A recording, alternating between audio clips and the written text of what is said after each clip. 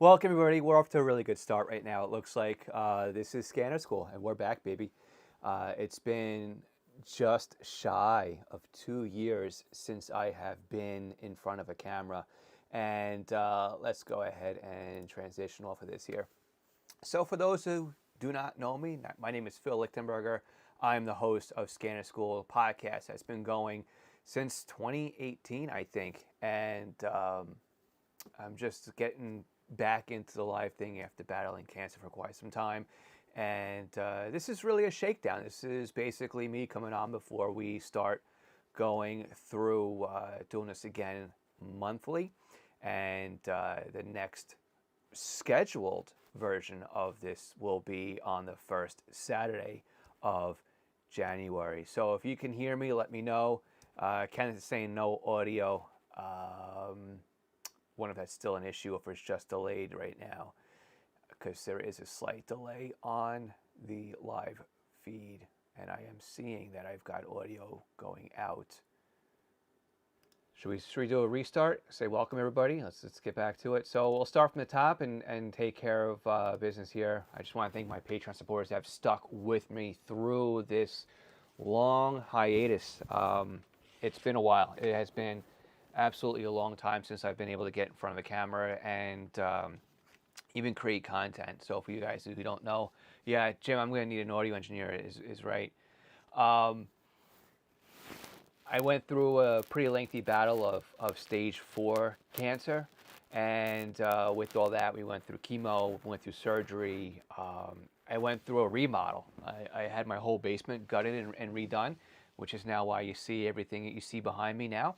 And we're back though after radiation and everything else. So you are back, and new year, right? We're getting back into everything. So this, for those of you who are new here, we were doing this once a month. We would jump on to YouTube to answer questions live.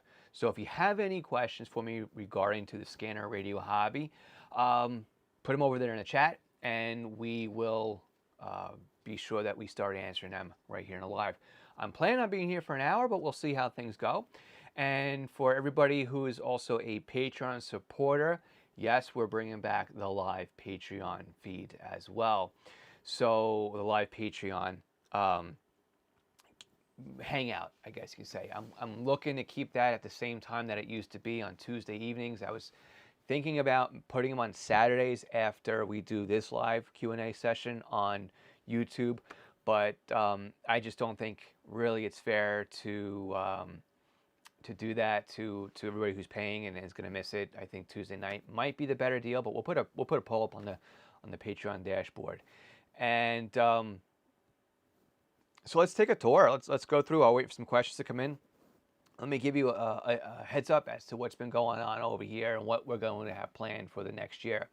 So as you can see, right over here, brand new setup, right? I got all these radios that are set up over here, and we'll do a whole studio tour later on. But nothing here is powered up. Nothing's set up. Nothing's working yet. The coax line is still over in the opposite corner of the room. It's got to be extended and wrapped around here. There's no power. There's no antenna. There's no audio. There's no computer interface on any of those. And what we're going to end up doing is taking you through the setup and the tour and how to set all of that up and how I'm going to set it up and some of the equipment that I bought to do that. In fact, in this box over here, just delivered yesterday, I've got 2 Stridsbergs multi-couplers. One of them being a 4-port, another one being an 8-port active coupler, and that will be tied into my existing 8-port. So I'll be able to run pretty much 20 scanners, I guess you can say, off of one antenna without any loss. And that'll be something interesting. We also have the computer behind you, which you can't really see right now. Let's see if I can get that fired up and running again. Let's see if I can click. There we go. Hey, look at that. Oh, there it is. Make sure you subscribe to our YouTube channel. Shameless plug right there. But yes, we have a 4-monitor desktop behind me, and we're going to go through a lot of software. We are going to go through Butel, FreeScan, ProScan. We're going to go through setting up a lot of things on here. And we're even going to go through a lot of projects. I want to bring Ham Clock into the shack. I'd like to bring in some Raspberry Pi interfaces besides Ham Clock. Maybe we'll do OP25, a couple versions of that, and something that we can do to stream in our own vehicles or across the house using OP25 and maybe even Android or an Apple tablet, an iPad, so that we can get a little bit more mobility on some of the scanners that we have in our homes. Which I think would be really cool because I have a detached garage here with no radios currently set up out there. Again, a project that we'll bring into the live feeds later on, or I'm sorry, the YouTube channel later on. And I'm just trying to get my stuff back on the screen. Here we go. So, would love a link for those couplers, please. Paul, I will get that over in here for you. Boy, I got to find out what I did with all of my multi-couplers and my links and all that stuff. Let's see. We've got affiliate codes, scanner master codes. Multi-couplers, there we go.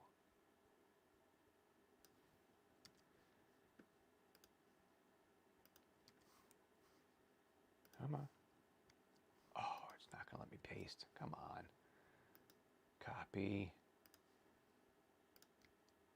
Well, there's our first failure.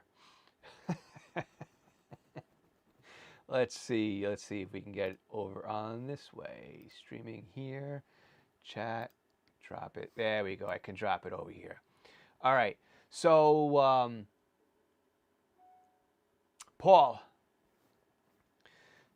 actually you're 2E0. You're over in Europe.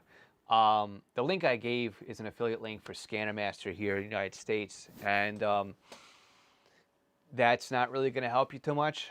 It's Stridsberg is the company that I bought on Fun. Let's go over here, and hey, let's do something different. Let's do this.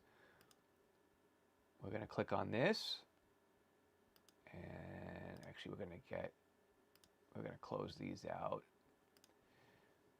We're going to click OK, and we are going to transition. Look at this. So, yeah, I'm over here in the corner now. Pretty fancy, right, guys? So this is Stridsberg. This is the website that I actually bought directly from Stridsberg when I bought my multi-couplers. So you come over here to multi-couplers, and I guess you'll find some place where you can buy them locally over in Europe if you needed to.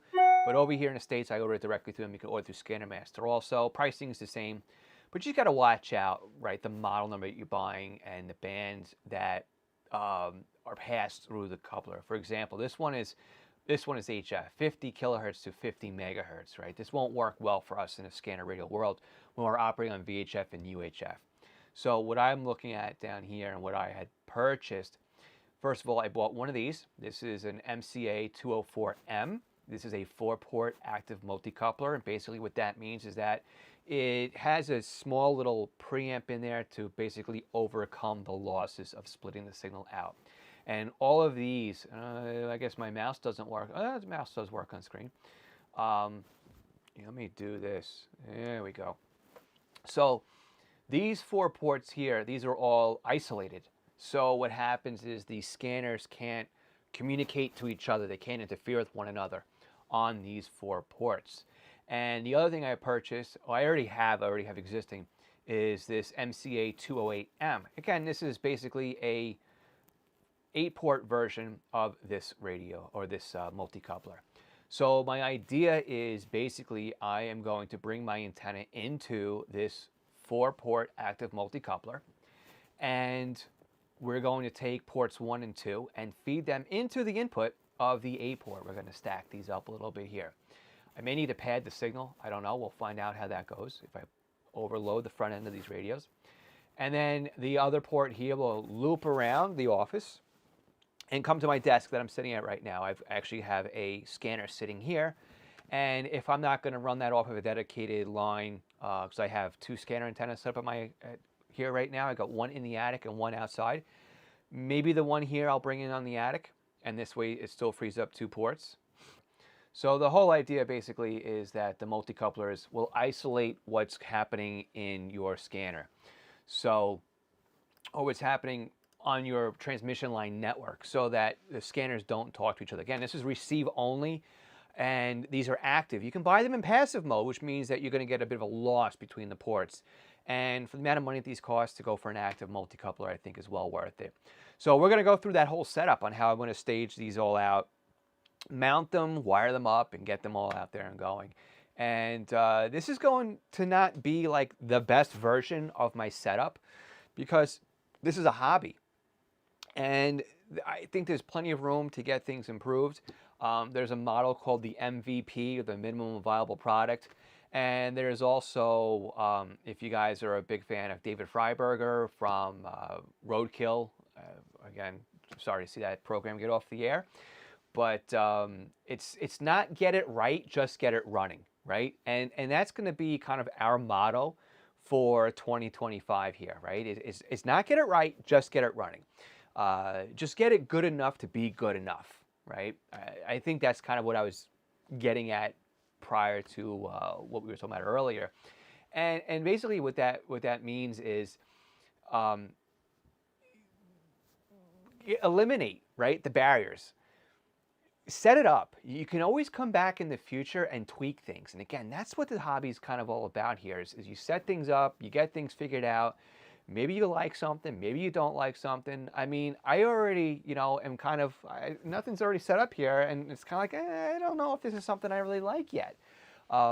What's even like over here, I got all my handheld radios. Yeah, I mean, they're not usable what they are. They're kind of just there on a museum piece, basically. I mean, they look okay there. But is this the best version of this office? It's the best version so far because prior to this, it was just a white curtain up behind me and it was a disaster behind what you guys were seeing. So this is what we call 2.0, maybe? So that's what we're looking at over here. Okay, so let's take a look at what we have over in the chat.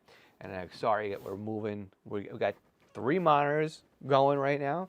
So when I look over to this side, I'm just reading what's going on in the chat right now. Kenneth, how you doing, Kenneth? Good to check you in. Jonathan, good to hear you in there. Jim, nice. Floyd is hearing us just fine. Stuart is in. Started with no audio, but we're fine now. Hopefully we're still doing okay. Let's see. T-Dragon is in. Let's see. Paul over in Europe. Got you in over there as well. DC is in. Okay, Paul. I'm sorry. KN6FKW over here in the States. So if you don't have a vanity call, then you're over there in Six Land over in California. Good to see you. Greg, it is good to be back. I'm happy to be here. Joe Curtis. Joe, good to see you. Yes, we're right back here in the saddle. And again, we're gonna really make this something better than it was when I left it. Let's put it that way. Ron has a brand new BCD 536 HP. Nice to see that radio. I love that radio. Again, I've got one right over here below my desk. It's below this monitor right here. And let's see, any news or views about Whistler? Bruce, I knew that question was going to come up, and I'm kind of been dodging it for a while, but maybe we'll talk about it for a little bit over here. Kenneth got himself a present, a new Raspberry Play, SDR Play, SDR. You know what? Let's take a break here. Coffee time. He says a SDR Play RSP1B. Good radio. Love it. Nice to see you using that one. You can't see it, but up there in the bucket above the monitor that says SDRs, there is an SDR Play device sitting way up there that will be monitored in. So let's talk about the future of the podcast. Let's talk about what we are doing here. Let's talk about what we have planned, right? Why not? Let's let the cat out of the bag. So for our Patreon supporters, we've got something that we're going to bring exclusively to you guys, but we're going to share that afterwards with the community, for the Scanners community that are not on Patreon. And if you're not on Discord, you should get over there, because we'll also make the announcement over on Discord as to what that is. I'll put it over here in the chat. We'll put the link to Discord. if you guys want to join us over there after the fact or after we get it done over here. So we're going to do a new segment called ROTM. And it doesn't stand for rolling on the floor or whatever it really means. We're going to call it Radio of the Month. Now, originally this was going to be called the RO, or the Radio of the Week, but that's just going to be way too aggressive. We're going to call this the Radio of the Month. And we're going to leave it up to our Patreon supporters when we do our monthly meeting to vote on the Radio of the Month. And then what that's going to allow me to do is to isolate my attention out of all these radios that we see over here and over there, and there's even more over that way that you guys can't see. That's going to be my Radio of the Month. That's going to be the radio that I sit down and I use and I relearn, because there's so many in my collection. I have I figured it out. If we do one radio per month, we're looking at over a year and a half worth of radios to go through. They're not all scanners. Some are SDRs, some are amateur radios, some are just receivers, some are like radios like Plectrons and Regencies, and of course Whistler, GREs, Unidins, Unication, Swiss phones, Motorola, Kenwood. You know, we got a whole bunch here, and so we'll go through them. And the goal or the idea right now is I sit down and I focus on that radio. And we'll do a unboxing video if I haven't done one yet.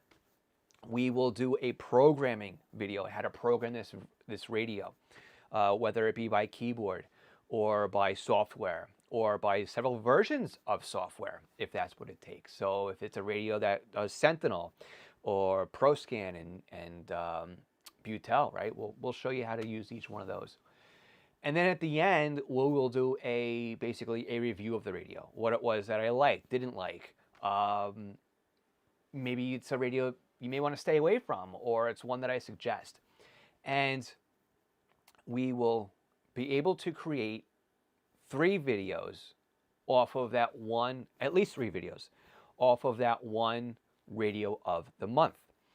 So again, this will be driven by those that are in our Patreon community. And from there, it will spill over into those that are following along on Discord. We'll ask you questions about it. And finally, we'll make its way over to the rest of the Scanners community. And we'll make the videos and we'll share all that information with you guys. So it's kind of there to get what you guys want to see from me. And it's also a way for me to organize myself and to sit down and have to create the content. But that also means I need to hire some people to help me out, because I can't sit here and juggle a 9 to 5, spend time with my family. Of course, I was given the 3rd degree last night from my wife that I've taken off since the 18th, and she wants me to spend time, and I haven't done that yet. I also run East Coast Pagers. If you guys don't know what that is, that's my e-commerce shop where I sell Unication Swiss phone pagers. And without East Coast Pagers, there wouldn't be a scanner school. So we have to make sure we give that plug in there. So go to eastcoastpagers.com if you are in the market for a new Unication or Swiss phone pager. And then finally, we're doing this over here. So I do definitely need some help with that. We're going to go into some other radio content too. We're going to go into how to put up an antenna, because I have to put up 2 brand new antennas. We're going to go through running coax, terminating coax, running power supplies, and figuring out the power supply you're going to need. Because I have to do all that. I have to set all that up here in my office. And better to take you guys along for the journey than it is to keep you guys in the dark, right? So we will go through all of that. We're going to come back and we're going to do the podcast. The podcasts, I was hoping to sit down and record some of those this week. I haven't done that yet. And we're getting, again, where I usually am with my back against the wall. But we have content that we recorded and did not release in April before I started my radiation therapy.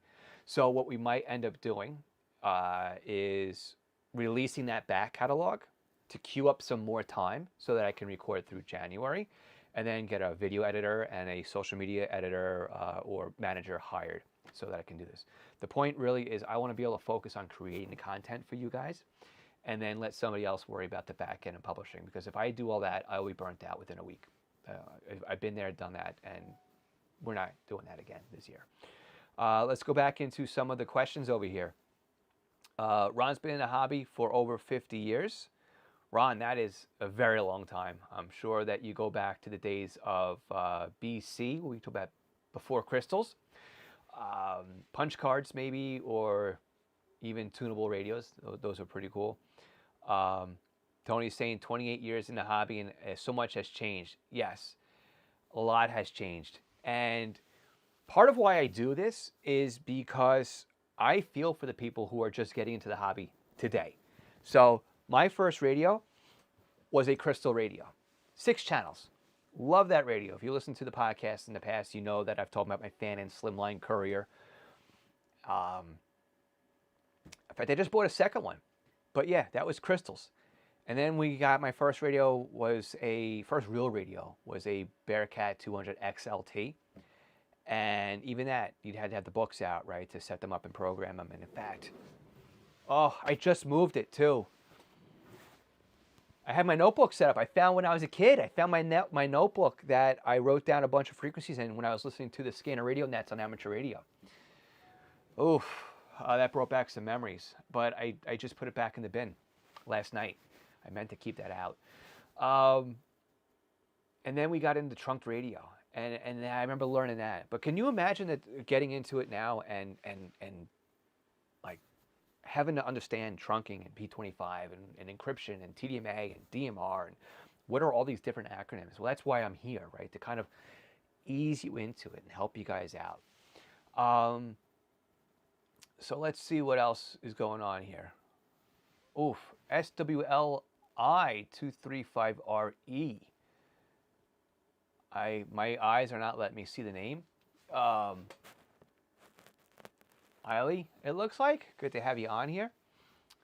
It's just the chat's all the way in the furthest corner that I can get to on my screen right now.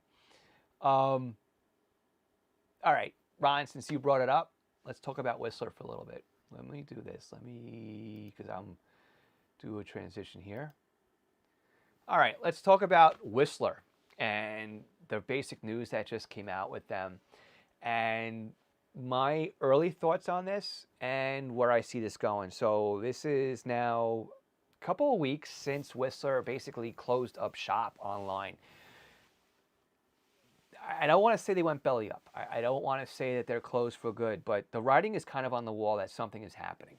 So let's look at Whistler, where they came from, and what happened to them as of the end of 2024. So Whistler basically bought the rights from GRECom to manufacture their scanner radios, right?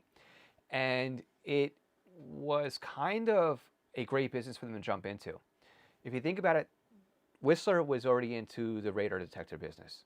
If you look at Uniden, they are previously in the radar detector business. They were both also in like backup cameras, and now they're both in the scanner radios, right? If you follow one and the other, and you're trying to compete on one end, it makes a lot of sense to buy the intellectual rights of somebody who was forced out of business, and that's what GRE was basically done. They were forced out of business. So we look at what Whistler did and didn't do. Well, they renamed all of the GRE radios with a Whistler radio logo. They didn't really make too many changes other than that. They did release, I believe, the 1098, the WS 1098, maybe, or maybe that was a unreleased GRE radio. And then they came out with the TRX1, TRX2, right? That was Whistler's original entry into the scanner radio world. But they were using other breakthroughs, I guess you could say, from GRE, right? The programmable scanner from Radio Reference that used the EasyScan back end. Nothing groundbreaking, nothing new, right? Nothing original here. TRX1, again, it was a new product, but it's all based off of existing hardware. They downright failed when it came to the TRX 100 and 200. They were announcing, yes, we're going to make a simulcast radio. But what happened? they never came out with it, right? They basically said, oh, we couldn't do this. And if you ask me, we're going back 5 years now. That was the first writing on the wall. That something, things weren't moving. Things were they were just kind of like sitting back and relaxing. And I don't say sitting back relaxing. The scanner radio market wasn't their primary concern, right? So let's think about why they got into the scanner radio market. Who was pretty much the biggest scanner radio outlet in the United States at that time? Anybody? Radio Shack. Radio Shack sold scanner radios under their own name, and they also sold some Uniden scanners as well behind the counter. So if you now are looking at buying a business that has a captive audience, right? That has an outlet to sell radios, that has brick and mortar, that has a strong following, yeah, it makes a lot of sense for Whistler to come in and for Whistler to buy GRE. Think about it. Almost immediately, all of Whistler's radios are going straight to market. They're going right out the door. Basically, what they do? They changed the case. They changed the coloring around it. They changed the silk screen. They changed the model number. Brand new radios from Radio Shack. Oh, now we need these now, right? So that was great until Radio Shack closed up shop. And what happens now? Now all of a sudden you're sitting on inventory. You're sitting on a product that you thought was going to be an easy sell. Now you can't get rid of it. Now you can't sell it. Now all of a sudden what you thought was a cash cow isn't producing any milk. No cheese, no beef, no nothing. So now you got to think about where you're going to sell your products on. And again, the market for this wasn't as big as they probably thought. Yes, there were still avenues to buy Whistler products. You can still go to ScannerMaster. You can still buy them on Amazon, right? You can still buy them for a short time on Radio Shack's website that, again, went belly up. You also could buy them on Whistler's website. And I've purchased many a product from Whistler's website. I've purchased a refurbished TRX-2 on Whistler's website. Worked great. I even purchased antennas and I purchased some accessories. It worked out great. And then all of a sudden, late this year in 2024, it looks like they closed up shop. We had problems prior to that. We had problems with the EasyScan software not taking database updates. Right? That was another sign on the wall that there was trouble with the Whistler line. Right now, it looks like their website is locked up. Right? They have a Shopify store, and it looks like that the Shopify store is basically sitting under behind an admin interface. So if we go to, let's see, Whistler Group. Yes. So let me go ahead and transition over to here so you guys can see. This is what a Shopify store looks like when it is in staging mode, right? Before it's public. So this is a good sign. I think this is a better sign than what we saw prior.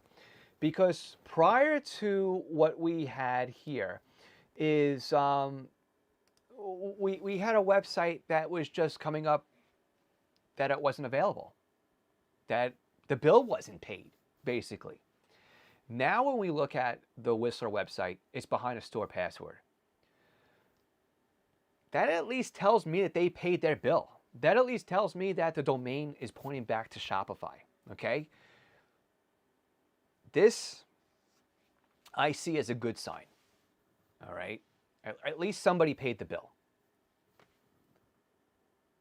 It would be nice if the store would be open, maybe on a splash page. Hey, we understand that your guys are upset. We'll be back at XYZ date. No. What do we see instead? We see this. We see that the Whistler Group store is password protected. Okay? It's a Shopify website. It's 100% Shopify. Block and everything. And again, I run on Shopify. I really enjoy their platform, and that's where I operate for East Coast pagers. And it's a great place to run your store. And this could be a couple things. Either they're completely closed down, but they want to look like, okay, we're paying the bills.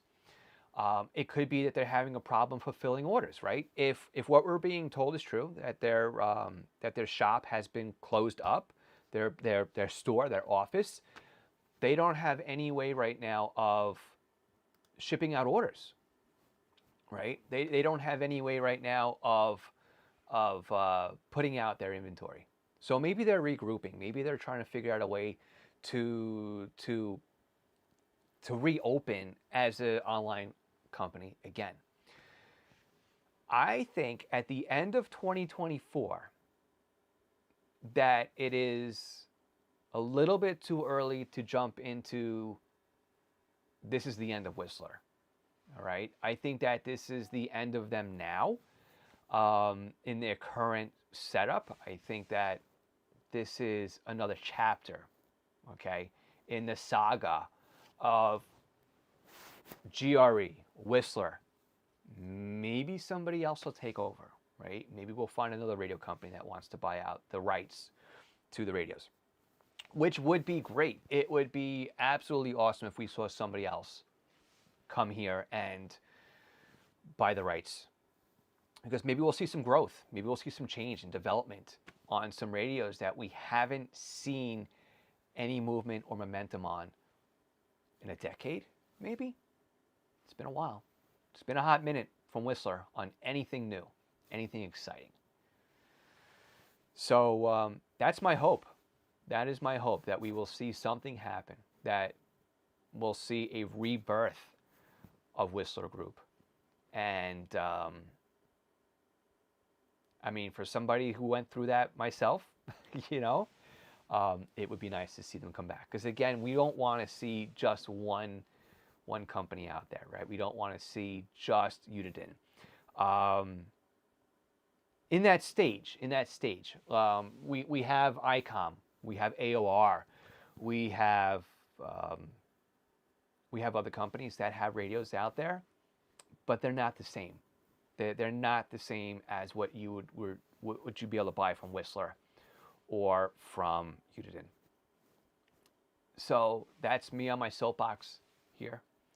And again, if you found this interesting and you want to see more content like this, make sure you click on subscribe, because you want to know when we create more content, right? All right, let's go over to our chat box over here and see what else we have. Let's see what we've missed since I was ranting on here about Radio Shack and GRE and Whistler. Yeah, Kenneth says BCU4 crystals and AD after digital. Maybe. Let's see. We've got Stewart's been on since the mid-'60s with Regency tunables.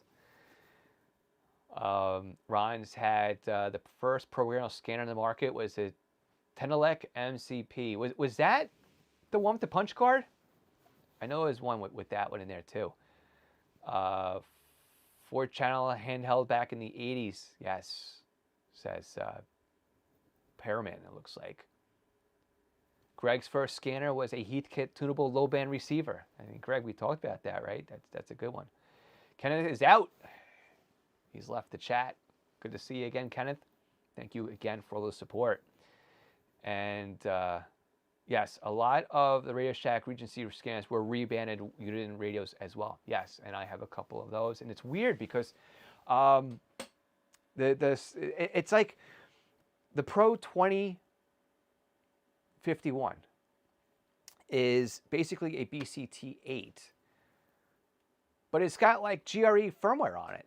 It's a really strange modified version of that radio. It's really cool. So let's see. Any other questions that came in? Somebody, see, tech question. I have just updated to the latest firmware on an AOR AR-DV1. During the update, the keys and backlights red, which is normal during the update, but they are not during normal operation. Paul, I have almost zero experience when it comes to AOR radios, especially a DV1. I I haven't made the commitment to want to go down that rabbit hole yet with that radio. Would love to know what you think about it. Heard it was quite buggy, to be honest with you, but I don't really have much information to share on that one. I don't really know that radio all that well. I do have an AOR, what is it over here? AR 3000A. And then also on my shelf over here somewhere, I have an AOR Mini. Hey, here it is. This is my other AOR. This was their most economical radio when it first came out. It's the AOR Mini. Looks, it's fat and wide, but it kind of reminds me of the ICOM receivers. And I'm hoping that there's no batteries in this, because that would be a problem. Yeah, okay. It's a nice thing about this radio. It runs on two AA batteries. What I am missing, though, is I do have the DC adapter, but I do not have the computer interface cable, which really upsets me. So just for comparison here. All right, here's the AOR Mini again, and we got the ICOM ICR6. You can see they kind of are similar. Here we go, centered. All right.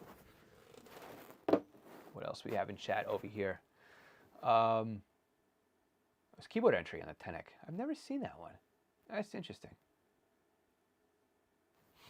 You know, let's take a look at that. Let's see. It's a Tenec.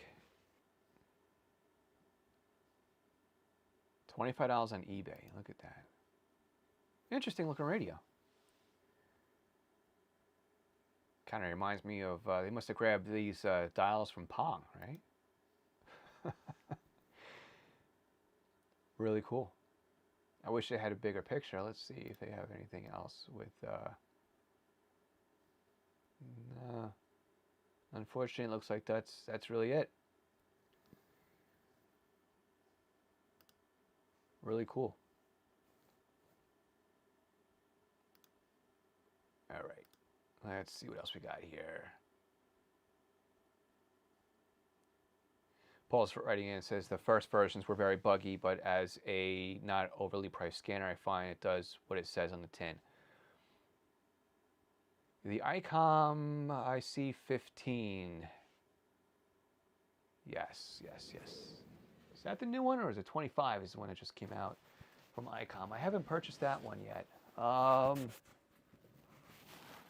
don't have an IC15. No, I don't have an IC15. I bumped into one and was thinking about it, but I did not make the purchase. I'm just looking over here on my shelf, and I've got an ICOM R1. I got an R3, a 10, the 20, and the 30 down low. And an R2, an R5, and an R6. So I got a couple ICOMs down there on the shelf. All right, guys. Well, thank you for hanging out with me for the shakedown session of Scanner School, and we'll be back again next Saturday live at the same time. And then the week after that, we'll be hanging out with our Patreon supporters. So if you want to help us over on Patreon, scannerschool.com/Patreon. Thank you so much for being there and help me shake out some of these bugs, and we'll work on it this week, and we'll be back to hang out with you guys all next week. All right, guys. 7-3, and make sure you click on that subscribe button. All right. Have a good one.